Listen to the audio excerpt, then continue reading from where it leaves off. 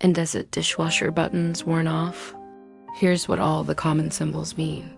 The circle with a line inside is your power button. It turns the machine on and off. If you get an error, holding this button down will often reset the cycle.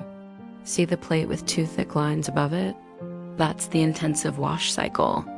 It's a heavy-duty setting, perfect for super dirty pots, pans, and anything with burnt-on food. The leaf icon is your best friend for saving money. This is the eco mode. It uses less water and energy, so while the cycle might take a bit longer, it's cheaper to run. Is a salt shaker symbol lit up? That means it's time to add more dishwasher salt. And if you see a snowflake or a starburst icon, your machine needs a rinse aid refill for sparkling spot-free glasses. Finally, the half circle or half rack icon is for a half load. Use this for smaller loads to save water and time. For a full guide to every symbol, visit dishwasherusa.com. Thanks for watching.